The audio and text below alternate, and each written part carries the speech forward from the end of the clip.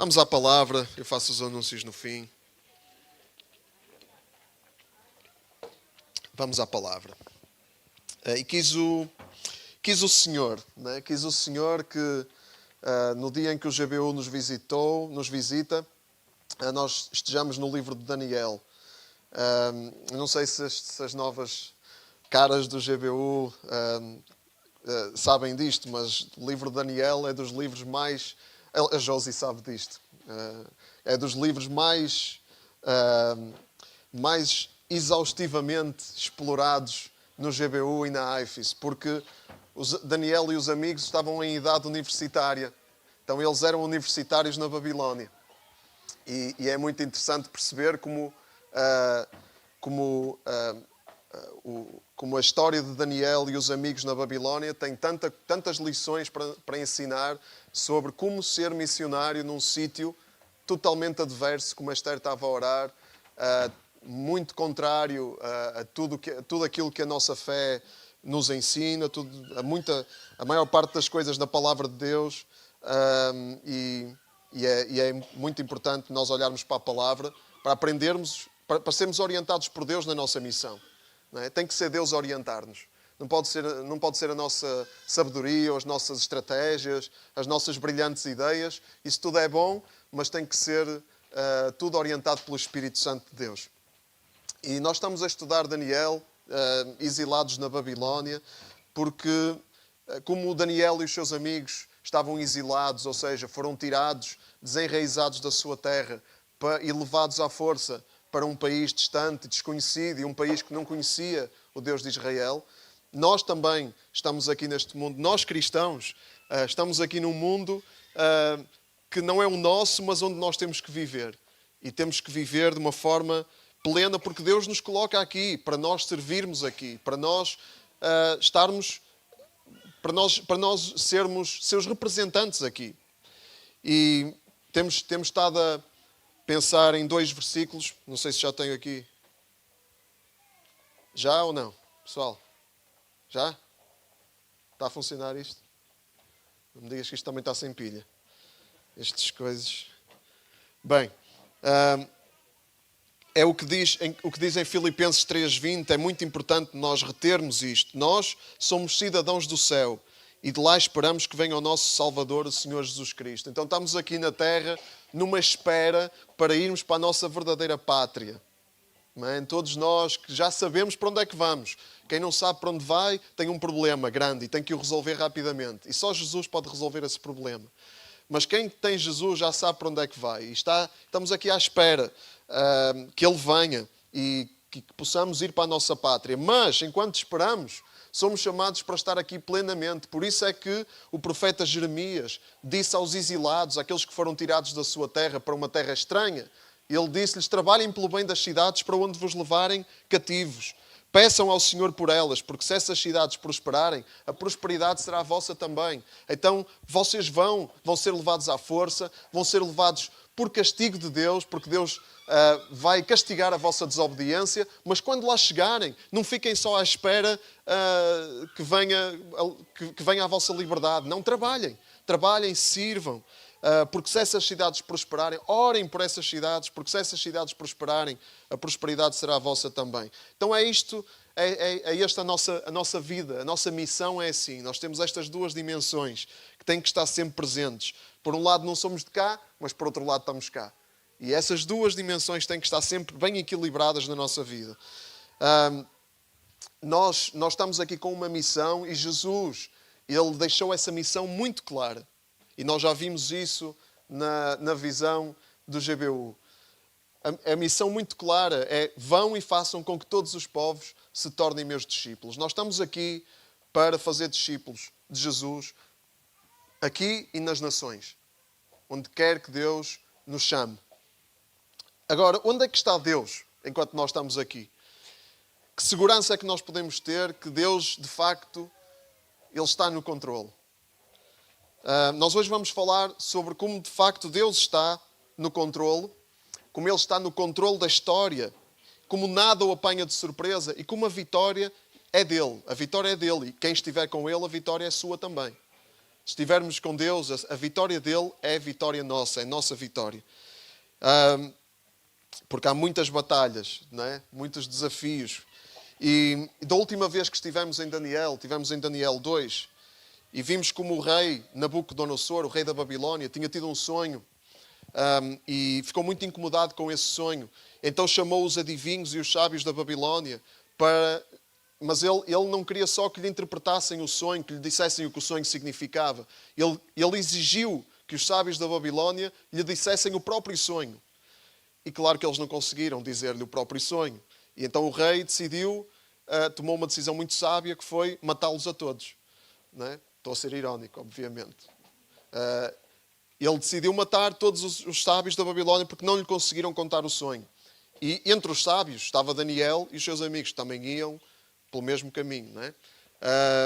Mas Daniel, quando soube disso, ele confiou que o Deus dos céus lhe ia revelar o sonho e o significado do sonho, e que o ia livrar a ele e aos outros sábios, às outras pessoas que estavam destinadas a morrer, que os ia livrar da morte. E Deus de facto fez isso. E Daniel foi à presença do rei revelar-lhe o sonho e o seu significado. E nós vamos ler aqui em Daniel 2, 24, 49. Vamos abrir aí em Daniel 2, 24, 49.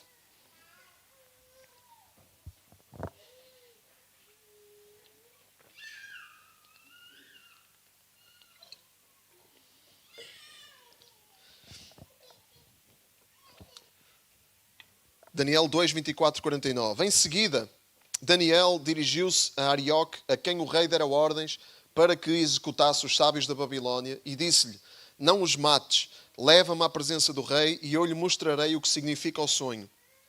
Arioque fez comparecer Daniel diante do rei Nabucodonosor e disse-lhe: Majestade, descobri entre os exilados judeus um que diz que é capaz de revelar o significado do sonho. O rei perguntou a Daniel, que também se chamava Belteshazzar: és capaz de me contar o sonho e dizer o que ele significa? Daniel respondeu-lhe: saiba, vossa majestade, que não há nenhum sábio, adivinho, mago ou astrólogo capaz de lhe revelar esse mistério. Mas há um Deus nos céus capaz de revelar os mistérios. Ele quis informar vossa majestade sobre o que vai acontecer no futuro. Na visão que teve enquanto estava a dormir, o seu sonho foi o seguinte: deitado na sua cama, vossa majestade sonhou acerca do futuro. Deus, que revela os mistérios, mostrou o que vai acontecer. Esse sonho misterioso foi-me revelado, não porque eu seja mais sábio do que os outros, mas para que vossa majestade conheça o significado do sonho que teve e perceba aquilo que o preocupava. Vossa majestade viu diante de si uma estátua gigantesca, muito brilhante e de aspecto impressionante. A cabeça era feita de ouro puro, o peito e os braços eram de prata, o ventre e as coxas eram de bronze, e as suas pernas eram de ferro, e os pés em parte de ferro e em parte de barro. Enquanto vossa majestade olhava, uma grande pedra soltou-se de um rochedo, sem que ninguém lhe tocasse, e bateu nos pés de ferro e de barro da estátua, fazendo-os em pedaços. Como consequência, não só o ferro e o barro, mas também o bronze, a prata e o ouro desfizeram-se em pó. E como o pó da eira no verão, o vento espalhou de tal maneira que não ficou nenhum vestígio. Porém, a pedra cresceu até se transformar numa montanha que cobriu a terra. Este foi o sonho. Agora vou dizer a vossa majestade o que ele significa. Vossa majestade é o maior de todos os reis. O Deus dos céus deu-lhe soberania, poder, domínio e honra. Fê-lo senhor de toda a humanidade e de todos os animais e aves, onde quer que se encontrem. Vossa majestade é a cabeça de ouro. Depois de vossa majestade virá outro reino, não tão poderoso como o seu, que será seguido de um terceiro, um reino de bronze, que dominará sobre toda a terra. Em seguida surgirá um quarto reino, forte como o ferro, que faz tudo em bocados e destrói. E assim como o ferro tudo faz em bocados, também fará em bocados e destruirá os reinos anteriores.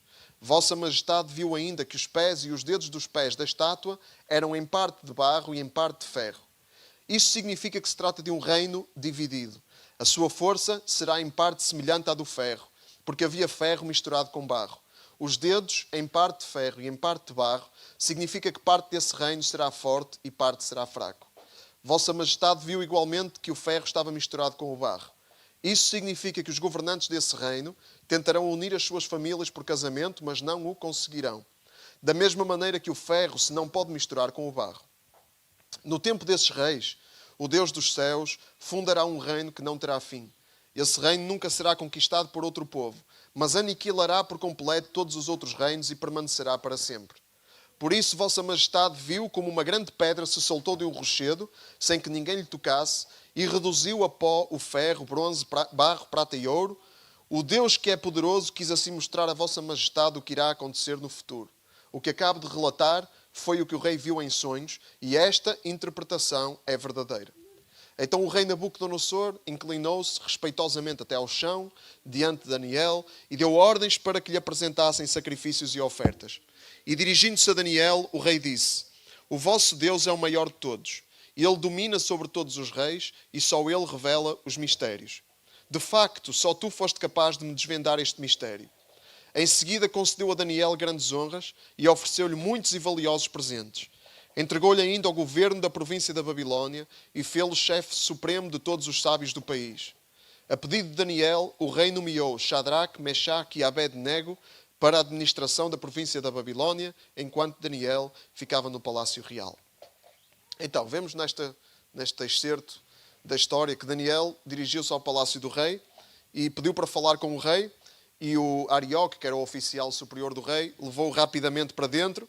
E nos versículos 27 e 28, lemos que Daniel respondeu ao rei. Quando o rei lhe perguntou se ele podia contar o sonho e o seu significado, Daniel disse: Não há, majestade, não há nenhum sábio, nenhum adivinho, não há ninguém que possa revelar esse mistério, mas há um Deus capaz de revelar os mistérios.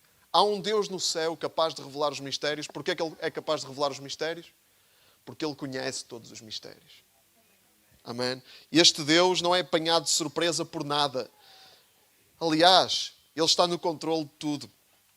E isso é a primeira coisa que temos de lembrar.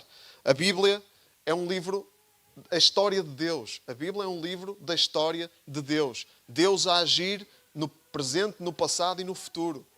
A Bíblia é a história de Deus. E nós somos participantes nessa história. Mas o personagem principal não somos nós.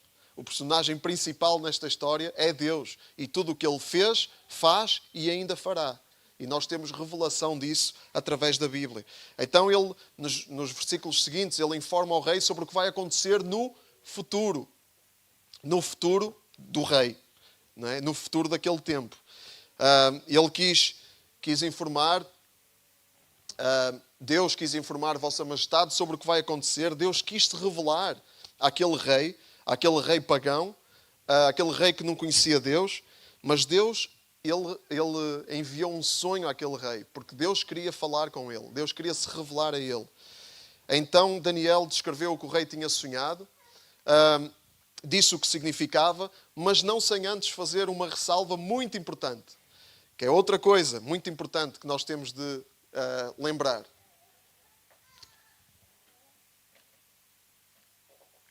Está difícil. Uma importante ressalva. Esse sonho misterioso foi-me revelado não porque eu seja mais sábio do que os outros. Ou seja, o foco não é o profeta que revela. O foco é no Deus que se quer revelar através do profeta. Muito cuidado com isto, porque às vezes nós orgulhamos-nos muito das revelações que temos, mas nós não somos mais sábios do que ninguém. Nós, na nossa própria capacidade, somos tão incapazes como os sábios e os adivinhos da Babilónia. Nada, não temos nada para dar. Não temos nada para oferecer. Mas este Deus que revela mistérios e que nos envia, esse Deus é capaz de revelar todas as coisas, porque Ele sabe todas as coisas.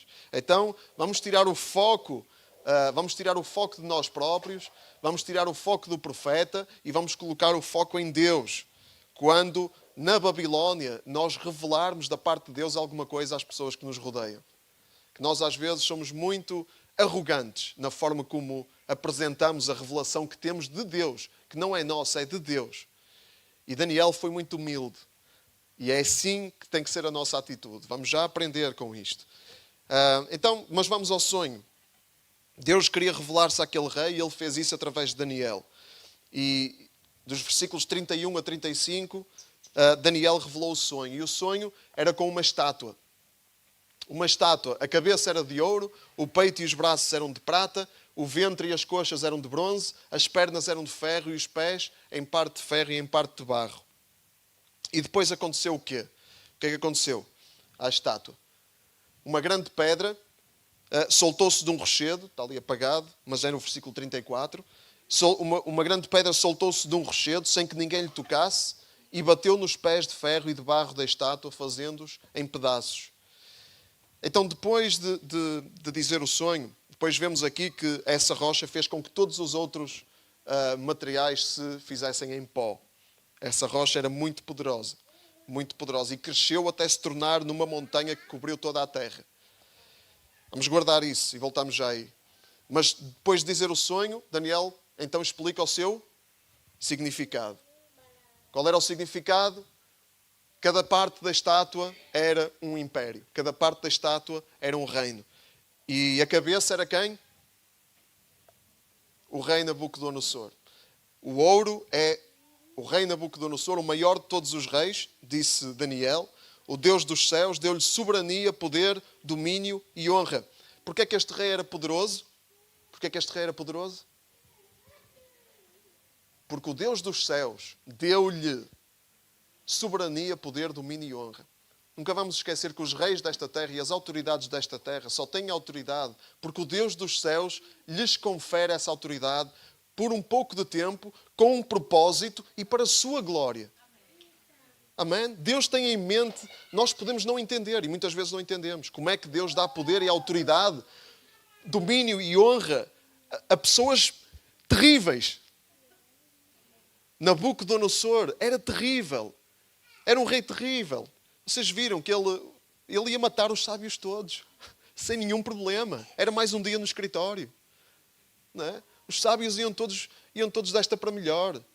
Na boa. E ele era um rei que ele destruiu Jerusalém, destruiu o templo de Deus. Ainda assim, Deus deu-lhe soberania, poder, domínio e honra. Nunca vamos esquecer disto. Não há nenhum poder na terra que não tenha sido conferido por Deus com um propósito, por um tempo e para a glória de Deus. É difícil para nós entender, mas Deus sabe todas as coisas. Nós já vimos que Deus sabe todos os mistérios. Então não vamos nós achar que sabemos mais do que Deus. Nós não sabemos mais do que Deus. Nós não somos mais sábios do que os outros sábios da Babilónia. Deus é soberano sobre a história. Deus dá poder, mas da mesma forma que Deus dá o poder, Ele também o tira. Depois veio outro império, não tão poderoso como o seu. Este é o império que os estudiosos... Há alguma discussão aqui, mas eu vou falar assim do consenso mais alargado, que era o império Medo-Persa, o império que veio a seguir à Babilónia. O império que nós vamos ver depois mais à frente no livro de Daniel. Daniel serviu também debaixo dos reis desse império, do rei Ciro, do império Medo-Persa. Diz aqui que não é tão poderoso como a Babilónia, o que é um pouco estranho, porque o império Medo-Persa durou mais tempo do que a Babilónia. A Babilónia durou este império, neste modelo da Babilónia, durou cerca de 100 anos. O império Medo-Persa durou cerca de 200 anos. Conquistou mais território. Então, à partida, podíamos pensar que era mais poderoso. Mas Daniel diz aqui que não é tão poderoso como o império babilónico. Talvez o poder que Daniel se refere é porque ao império babilónico foi permitido destruir Jerusalém. Nunca nenhum outro império tinha destruído Jerusalém. Tinha tido essa audácia de entrar em Jerusalém, destruir o templo, roubar os objetos sagrados do templo de Deus e levá-los para a Babilónia. E este rei pôde fazer isso tudo. Teve licença para fazer isso tudo. Ele teve licença da parte de Deus para fazer isso tudo. Depois vem o terceiro reino. Vem o terceiro reino, um reino de bronze que dominará sobre toda a terra. O consenso dos estudiosos é que este é o reino da Grécia, o Império Grego, que veio a seguir e que foi liderado por um personagem muito conhecido da história, que foi, alguém sabe? Alexandre o Grande, macedónio, conquistou todo o mundo conhecido, desde a Grécia até à Índia. Nós vamos ver já um mapa. E durou mais tempo ainda, durou quase 300 anos este império. Mas como todos os outros impérios humanos, aconteceu-lhe o quê? caiu. Caiu e veio o quarto reino, forte como o ferro, que tudo faz em bocados e os destrói. Que império é que veio a seguir ao Império Grego? O Romano, o Império Romano. E o Império Romano foi ímpar. Veio arrasar completamente todos os outros impérios anteriores. Foi muito mais poderoso, muito mais vasto, durou muito mais tempo, durou cerca de 500 anos neste formato. Depois transmutou-se em outras estruturas políticas, como a Igreja Católica Romana, né, que é um modelo do Império Romano. Né, Roma continua a ser a capital do Império, né, depois de o Império Romano tornar o cristianismo a religião oficial. Mas comparemos os mapas. Só para compararmos os mapas e termos uma ideia. Este é o Império Grego. Okay? Vemos ali que começa na Grécia. Onde começa a cor de laranja é a Grécia. E vai ali até a Índia. Mas o Império Romano conquistou... Foi até onde nenhum outro império tinha ido. Foi até ao topo da Europa. Foi até ao que hoje é a Inglaterra, a Grã-Bretanha, e conquistou toda aquela parte do Mediterrâneo, veio até aqui, onde nós estamos. Né? O Império Romano dominou aqui também, e então foi muito poderoso, muito poderoso. Mas o Império Romano tinha uma grande debilidade. Nós vemos aqui que a força do Império era semelhante à do ferro, porque havia ferro, mas havia ferro misturado com barro. Os dedos em parte de ferro e em parte de barro significa que parte desse reino será forte e parte será fraco. Porquê? Uma explicação para isto é que o Império Romano caiu, porquê? Porque era tão vasto, era tão enorme, mas ainda durou 500 anos, atenção. Tinha uma organização incrível, uma organização e um poderio militar, que eles conseguiam manter unido todo aquele território durante muito tempo. Mas depois começou a haver problemas nas cúpulas, nas lideranças, e o Império ficou vulnerável a outros povos. Aos povos bárbaros. Não sei se já ouviram falar de Átila o Huno. Há um filme bom, não é? Que começou a invadir, começou a conquistar território e chegou mesmo até Roma. Depois o Império, acabaram por dividir o Império em dois, com uma capital em Roma, outra capital em Constantinopla, onde é Istambul, hoje na Turquia, para tentar administrar melhor, porque era tanto para administrar, mas a coisa... Depois houve muitos problemas na liderança, muitos imperadores que eram, enfim, alguns eram muito, muito doidos mesmo, e alguns foram assassinados, e houve muitas conspirações no poder, e o império dividido contra si mesmo, um rei dividido contra si mesmo, o que é que diz Jesus? Não subsistirá. Um império dividido contra si mesmo não subsistirá. Então, Roma caiu, mas o sonho do rei, que Deus revelou a Daniel, não ficou por aqui. Não fica por aqui. Nós até aqui vemos que todos os reinos dos homens, apesar de terem muita glória, serem muito poderosos durante muito tempo, o que é que lhes acontece? Inevitavelmente, acabam por cair. Acabam por cair, porque nenhum reino humano é eterno. Todos estes reinos têm os seus dias contados, apesar de parecerem muito fortes e gloriosos. Mas vão cair. Eles vão cair. E aqui começa a esperança e o desespero da humanidade. Porquê? Porquê? Tudo neste mundo é passageiro. Então, isto dá muita esperança. Porquê é que dá esperança? Porque o mal passa. Nós sabemos que as coisas podem estar muito más agora, mas temos a esperança de que o mal vai passar. Não é? Eu não estou a falar de nenhuma esperança eterna. Não estou a falar de Deus aqui. Estou a falar de qualquer pessoa. Qualquer pessoa que conheça Deus ou não conheça. Não é? Há sempre aquela coisa. Vai ficar tudo bem. Não é? Lembram-se da pandemia? Tínhamos aqui um slogan na pandemia que era: vai ficar tudo bem. Não é? E acabou por ficar tudo bem. Não é? A pandemia acabou por passar. Mas ninguém sabia se ia passar ou não. Era uma fezada. Não é? Era assim um otimismo, um pensamento positivo. Vai ficar tudo bem. Mas ninguém sabia, mas acabou por ficar. Então isto traz conforto ao ser humano. Não é? Saber que o mal é passageiro. Mas depois há outra coisa, há outro lado. Qual é o outro lado? É que quando as coisas estão bem, nós também sabemos que vai passar. o bem também vai passar e o sofrimento vai vir.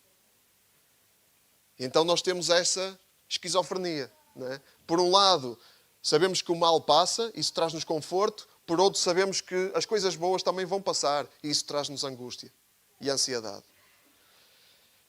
E é muito complicado viver assim, não é? Com pensamento positivo, otimismo, mas medo em relação ao futuro e angústia. E é assim que as pessoas vivem. Não é? É assim que as pessoas na Babilónia vivem. É assim que as pessoas à nossa volta vivem. Qual é a nossa resposta? O que é que nós temos para apresentar? A resposta está no resto do sonho do rei. No resto do sonho, vemos que no tempo desses reis, Deus estabeleceria um reino que nunca seria destruído. Vejam aí no versículo 44. Está aqui também projetado. No tempo desses reis, o Deus dos céus fundará um reino que não terá fim. E esse reino nunca será conquistado por outro povo, mas aniquilará por completo todos os outros reinos e permanecerá para sempre. É um reino totalmente diferente dos outros. Não é? Os outros caíram todos, os outros foram conquistados, mas este reino nunca terá fim, este reino nunca será conquistado, e não só isso, mas aniquilará por completo todos os outros reinos, como a pedra veio e desfez os outros reinos todos em pó. E este reino não vai ter competição. Este reino vai ser completamente avassalador. Quem é o rei desse reino? Quem é o rei desse reino? Cristo. Cristo é este rei. Cristo é o rei que vem fundar este reino, um reino que não terá fim. É o reino de Cristo. O reino de Deus. Só Deus poderia fundar um reino que nunca terá fim. Porque Ele é que determina a duração dos reinos. E se Ele quiser, o reino não tem fim. E Ele decretou que o reino de Cristo, o seu reino aqui na terra, nunca teria fim. E todos os outros reinos vão passar. E este reino vai esmagar todos os outros reinos. Todos os outros reinos vão sucumbir diante deste. E quem são os súbditos deste reino? Quem são? Nós quem? A igreja. A igreja. Os súbditos deste reino são o povo de Deus. São os cidadãos deste reino. Nós estávamos a ver que nós somos cidadãos do céu. Estávamos a ler esse versículo no início. Nós somos cidadãos do céu. Porquê? Porque nós somos cidadãos, aqueles que conhecem Cristo, aqueles que recebem Jesus pela fé, como seu Senhor, como Senhor da sua vida, tornam-se imediatamente cidadãos deste reino que nunca terá fim. Então têm toda a segurança. Já não temos que viver pela fezada, já não temos que viver pelo pensamento positivo, que vai ficar tudo bem, já não temos que viver às apalpadelas, já não temos que viver na angústia de saber que tudo o que temos de bom aqui nesta terra um dia vai passar. Não temos que viver com medo, nem com ansiedade, porque somos cidadãos de um reino que nunca terá fim. Um reino que vai suplantar todos os outros. E estamos nas mãos do Deus dos céus que revela todos os mistérios, porque Ele sabe todos os mistérios. E um crente em Jesus é assim que vive. Temos dúvidas, temos também angústias, passamos por dores e aflições, mas temos sempre esta esperança inabalável. Inabalável. Essa é a igreja. E a igreja, disse Jesus, quando ele revelou a Pedro e aos discípulos que ele ia fundar a sua igreja, construir a sua igreja, ele disse: sobre esta pedra edificarei a minha igreja e as portas do inferno não prevalecerão contra ela. Então Jesus edificou a sua igreja na pedra. Quem é a pedra? Aquela pedra que veio destruir todos os outros reinos. A pedra é Cristo. Cristo é a pedra. E a igreja está alicerçada nessa pedra. É uma pedra que também ninguém pode destruir. Essa pedra destrói todas as outras coisas. Essa pedra faz em pó todas as outras coisas. E a vitória, então, já está anunciada. Nem as portas do inferno prevalecem contra a igreja. Sei que é difícil ver isto com os nossos olhos humanos. Como é fácil olharmos para os reinos poderosos da terra e acharmos que esses reinos nunca vão acabar. Da mesma maneira é difícil olhar para a igreja e dizer: a igreja nunca será vencida. Porque há tantos problemas na igreja. Porque há tanta coisa errada, há tanta coisa errada na igreja. Parece que a igreja é tão frágil. E por um lado é, porque é feita de pessoas. Mas tem o poder de Deus. E o poder de Deus nada pode suplantar. Então, a vitória já está anunciada e a vitória é certa. A vitória já foi conseguida. Onde é que a vitória foi conseguida? Na cruz. Colossenses 2, 14, 15. É uma passagem que já devemos saber de cor, a quantidade de vezes que é referida aqui, porque é uma passagem-chave. Não é? Deus anulou a conta desfavorável das nossas dívidas, a qual nos condenava segundo a exigência da lei. E Ele acabou com essa conta pregando-a na cruz. E venceu as autoridades e os poderes, humilhou-os publicamente em sinal de triunfo por meio de Cristo. As autoridades, os poderes, reparem, humilhou-os publicamente e levou-os prisioneiros em sinal de triunfo. Essas autoridades, esses poderes, têm poder durante algum tempo, incluindo os poderes das trevas, os poderes diabólicos, o diabo, que é nosso inimigo e que é real. Ele tem poder, porque Deus lhe concedeu o poder durante algum tempo. Não há nenhuma luta do bem contra o mal. Irmãos, o mal já está vencido, já foi. Deus está a conceder um pouco de tempo às forças das trevas para ainda continuarem aqui. Mas os dias já estão contados. O fim já está definido, já está estabelecido. Não temos que ter dúvida nenhuma. E temos que andar em confiança na medida em que estamos sujeitos ao Rei. Porque quando a gente sai da sujeição ao Rei, coisas más acontecem. A gente abre a porta aos poderes das trevas. Quando saímos da sujeição ao Rei, fazemos as coisas à nossa maneira, o que é que estamos à espera que aconteça? Não é? Então nós temos que estar em submissão a este Rei, sempre em comunicação com o Rei, sempre a ouvir do Rei, a orientação do Rei. O Rei que está connosco através do seu Espírito. Temos sempre que buscar, temos sempre que estar em luta, porque nós somos chamados para a batalha. Temos armas, temos uma armadura. Conhecem a armadura? Temos que nos revestir da armadura, porque não é contra seres humanos que temos de combater. É contra poderes e autoridades que dominam este mundo de escuridão. Contra espíritos do mal que não se veem. Está lá em Efésios 6, versículo 11 e 12. Decorem esta passagem também, porque é uma passagem-chave também. Senão nós vamos achar que é contra seres humanos que estamos a combater, que temos de combater contra os reinos da terra. Não temos. Temos que combater contra as forças das trevas que estão atrás desses reinos e temos que combater em oração. E não temos que estar preocupados porque esses reinos têm os dias contados. Então, esta visão profética de Daniel fala da vitória de Deus na história. E é esta a nossa esperança. A nossa esperança não é nas nossas capacidades, não é na nossa... não está no nosso esforço. Não está, nem sequer está... A nossa esperança está em Deus, na sua vitória.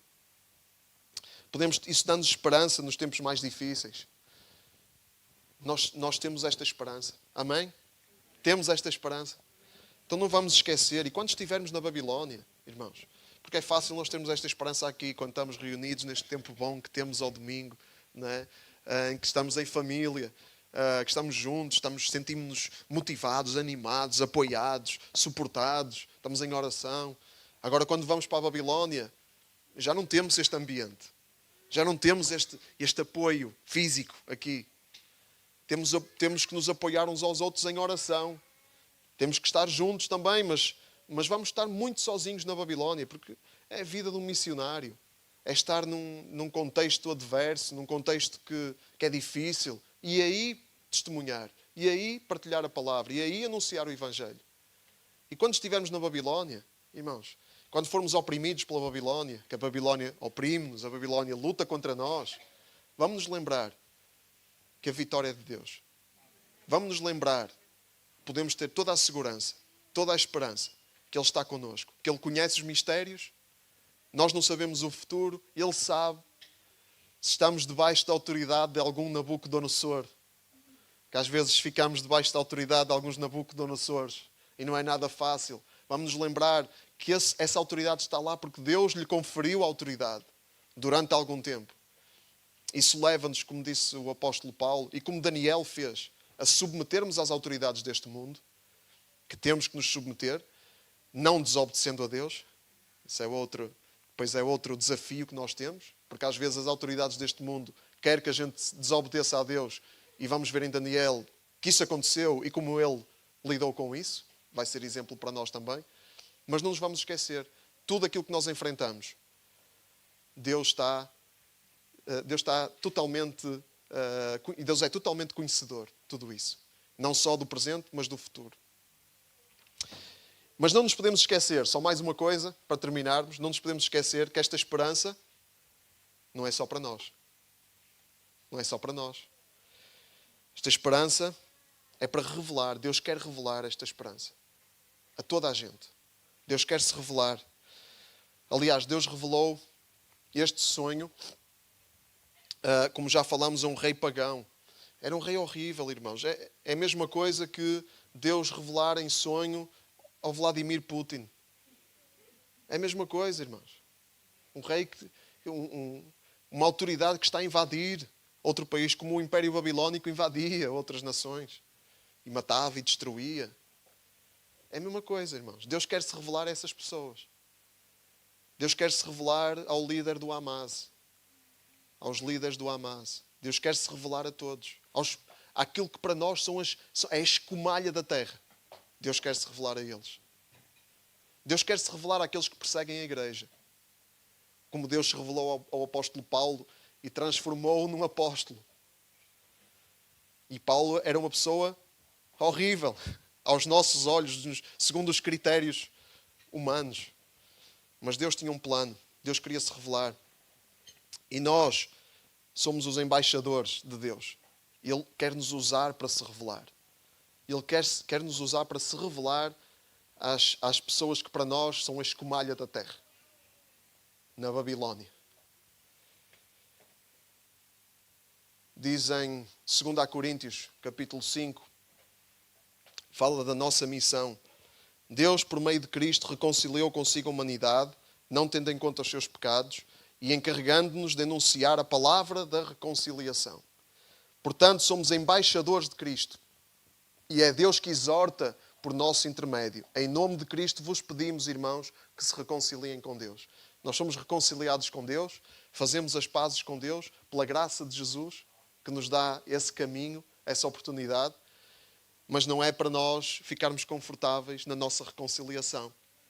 Porque enquanto estamos neste mundo, é para sermos embaixadores dessa reconciliação. Embaixadores fala disso, não é? De política. Não é? Embaixadores de um governo, embaixadores de um reino. É isso que Deus nos chama para ser. E cabe-nos a nós ser estes embaixadores. Cabe-nos a nós sermos Daniéis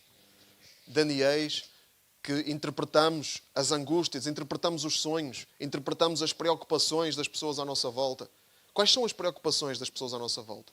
Quais são as ansiedades das pessoas à nossa volta? O que é que as está a preocupar? O que é que as angustia? Conhecemos, estamos a ouvir as pessoas à nossa volta. Daniel ouviu o sonho do rei. Ele ouviu a angústia do rei. Ele ouviu a angústia do rei. Também ele não tinha muita escolha, não é? Porque senão... Mas mesmo que tivesse, eu acredito que Daniel teria essa compaixão. Não é? E nós temos que ter essa compaixão de ouvir as pessoas à nossa volta e revelar-nos este Deus. E como é que as pessoas vão reagir? Vamos terminar vendo como é que este rei reagiu à revelação de Deus. Como é que o rei Nabucodonosor, este rei terrível, reagiu à revelação de Deus? Dirigindo-se a Daniel, o rei disse: o vosso Deus é o maior de todos. Ele domina sobre todos os reis e só ele revela os mistérios. De facto, só tu foste capaz de me desvendar este mistério. O rei ficou impressionado. O rei louvou a Deus sem o conhecer. E nós vemos que o rei Nabucodonosor era muito de impulso, era muito de emoções. Nós vamos ver depois mais à frente que ele se esqueceu rapidamente disto. Não é? Mas nesta altura ele percebeu que havia um Deus que era o maior de todos os deuses, que Daniel era servo desse Deus, que mais nenhum dos sábios conseguiu, os outros deuses não conseguiram valer, mas este Deus estava lá.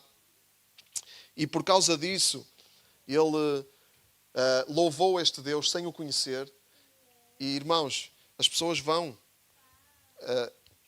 por intermédio da nossa vida, da nossa revelação, daquilo que nós anunciamos, do nosso testemunho, as pessoas vão louvar este Deus. Muitas vezes sem o conhecer. As pessoas vão ver que há alguma coisa ali. Podem não querer. Mas não vão conseguir evitar de louvar este Deus. Está escrito quando Jesus nos diz para sermos sal e luz. Conhecem essa passagem? Só para verem que eu não estou a dizer nenhuma heresia. Mateus 5, quando Jesus fala disso,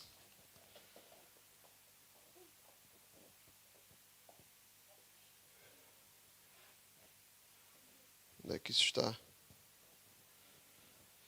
Quando ele diz que somos o sal do mundo, a luz da terra. Do mesmo modo, versículo 16, façam brilhar a vossa luz diante de toda a gente, para que vejam as vossas boas ações, e deem louvores ao vosso Pai que está nos céus. Reparem que Jesus aqui não está a dizer que toda a gente se vai converter, mas que vão ver as boas ações e vão dar louvores ao vosso Pai.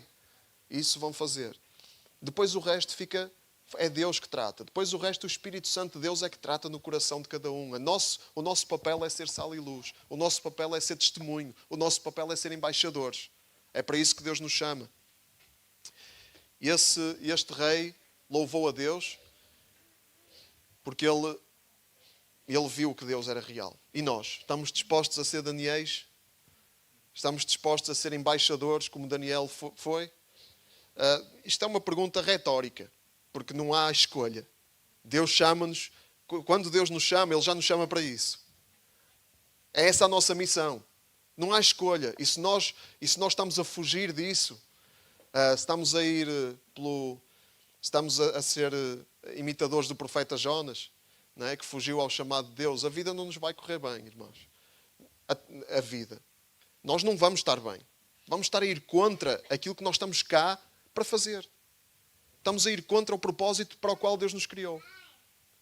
E ninguém assim pode viver bem. Ainda que nós temos uma grande habilidade para afastar aquilo que não nos convém da nossa mente. Temos uma grande habilidade para isso. Mas eu oro para que o Espírito Santo de Deus nos incomode.